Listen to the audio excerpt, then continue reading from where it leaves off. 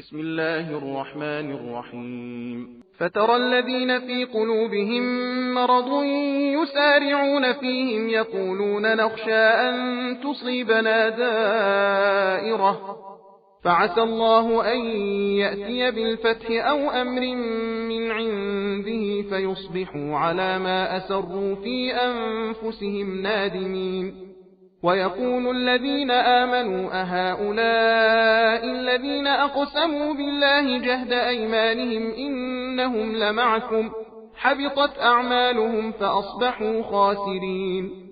يا أيها الذين آمنوا من يرتد منكم عن دينه فسوف يأتي الله بقوم يحبهم ويحبونه أذلة على المؤمنين أعزة على الكافرين يجاهدون في سبيل الله ولا يخافون لومة لائم ذلك فضل الله يؤتيه من يشاء والله واسع عليم. إنما وليكم الله ورسوله والذين آمنوا الذين يقيمون الصلاة ويؤتون الزكاة وهم راكعون.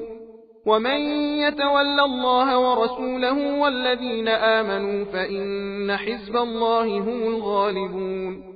يا أيها الذين آمنوا لا تتخذوا الذين اتخذوا دينكم هزوا ولعبا من الذين أوتوا الكتاب من قبلكم والكفار أولياء واتقوا الله إن كنتم مؤمنين. وإذا ناديتم إلى الصلاة اتخذوها هزوا ولعبا ذلك بأنهم قوم لا يعقلون. قل يا أهل الكتاب هل تنقمون منا إلا أن آمنا بالله وما أنزل إلينا وما أنزل من قبل وأن أكثركم فاسقون. قل هل أنبئكم بشر من ذلك مثوبة عند الله من لعنه الله وغضب عليه وجعل منهم القردة والخنازير وعبد الطاغوت أولئك شر مكانا وأضل عن سواء السبيل. وإذا جاءوكم قالوا آمنا وقد دخلوا بالكفر وهم قد خرجوا به والله أعلم بما كانوا يكتمون.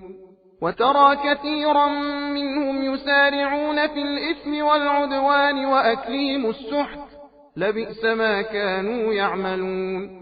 لولا ينهاهم الربانيون والأحبار عن قولهم الإثم وأكلهم السحت لبئس ما كانوا يصنعون. सबील कुरान हिदायत का रास्ता।